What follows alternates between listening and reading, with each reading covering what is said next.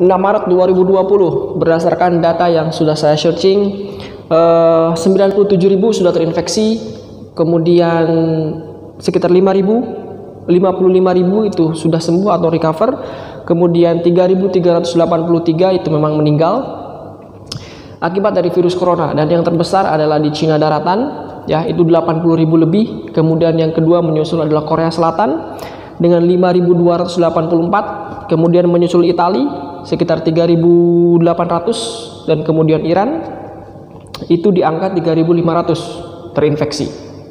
Ini akan sangat mempengaruhi perekonomian di Indonesia dan juga perekonomian secara global.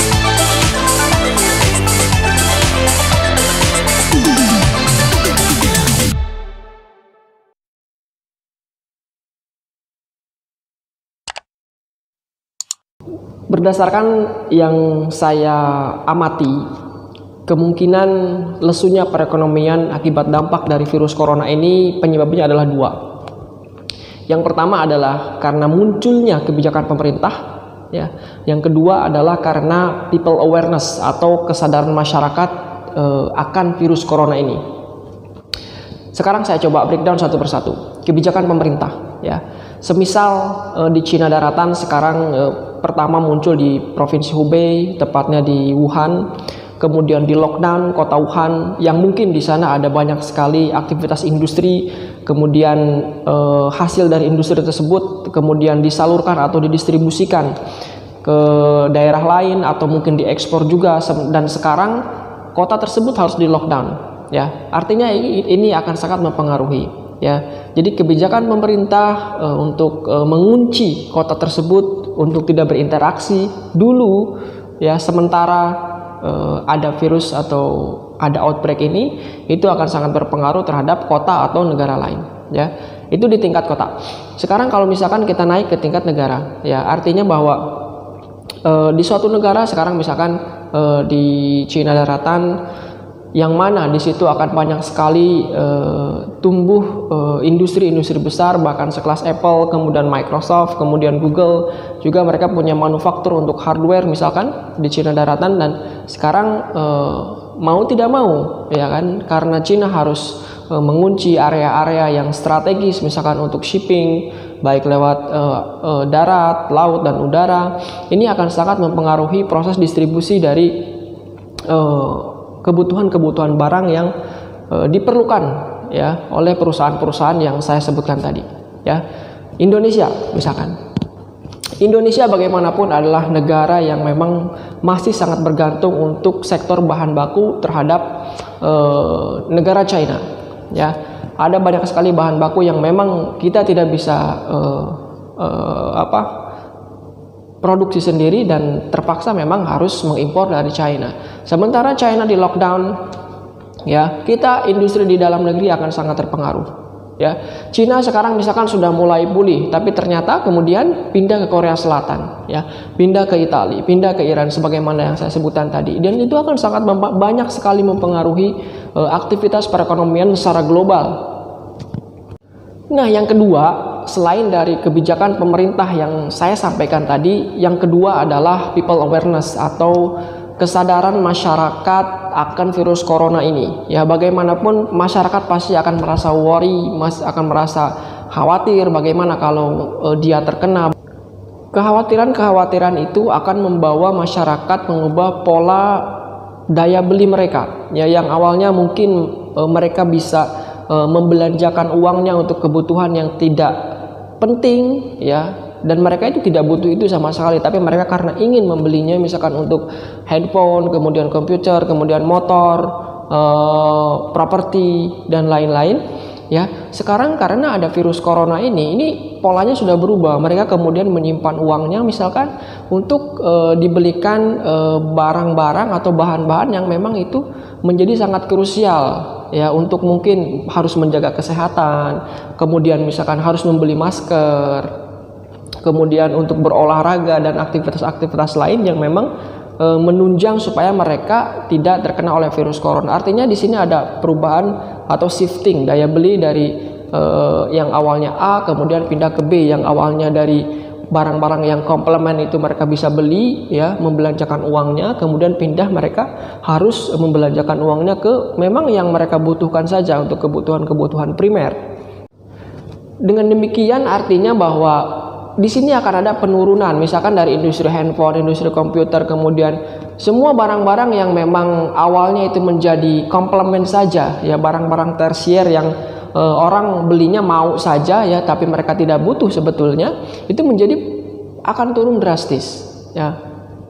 Ini akan mengubah perekonomian yang awalnya mungkin stabil menjadi perekonomian yang tidak menguntungkan, ya, bagi beberapa unit-unit bisnis yang saya sampaikan tadi.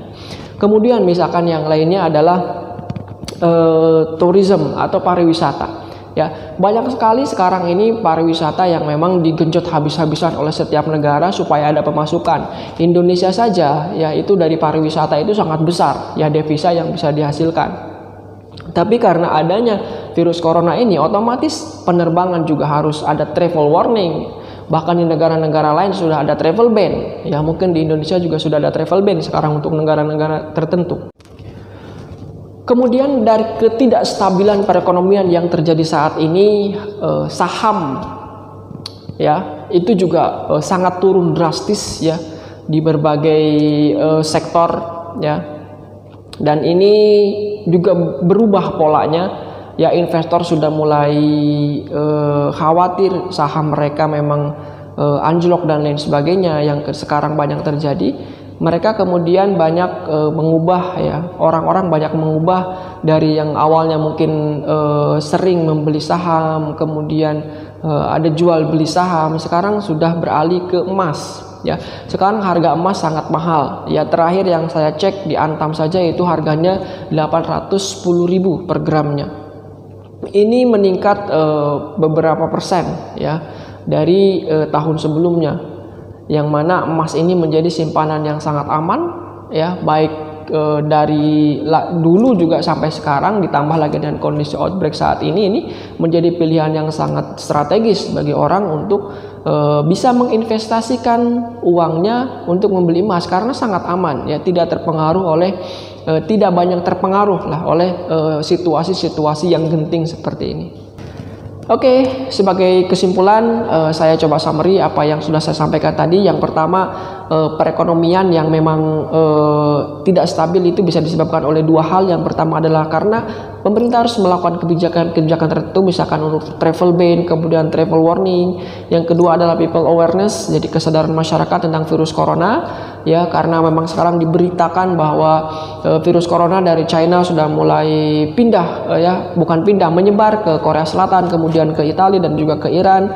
Indonesia sudah 2 positif yang terdeteksi, ya, virus corona, tapi mudah-mudahan tidak bertambah lagi, cukup saja 2, dan itu pun mudah-mudahan bisa segera pulih, bisa segera recover. Kita doakan bersama.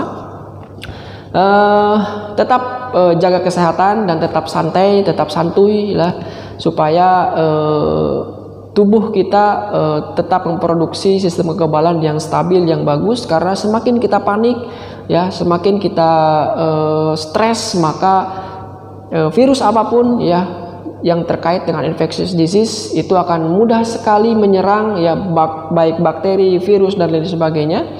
Itu akan memberikan gejala yang sangat parah. Tapi ketika sistem kekebalan tubuh kita bagus, maka virus apapun atau bakteri apapun mudah-mudahan gejalanya bisa sangat diminimalisir, ya. Tetap jaga kesehatan dengan berolahraga, kemudian tidur yang teratur, kemudian makan juga sudah mulai diperhatikan yang bergizi, yang memang bisa membantu meningkatkan daya tahan tubuh. Dan yang terakhir adalah jangan melakukan panic buying, ya.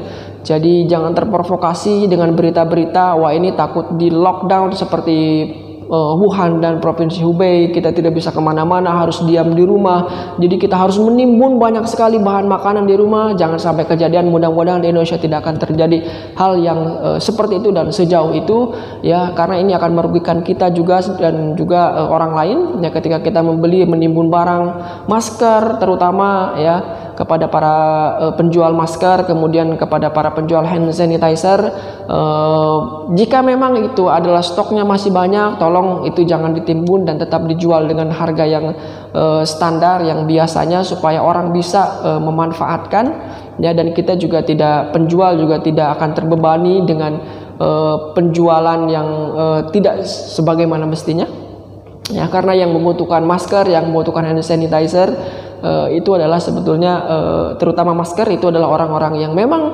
sakit dia ya. Jadi orang sehat tidak terlalu urgent, tapi orang sakit itu sangat urgent untuk memakai masker. Oke, itu saja.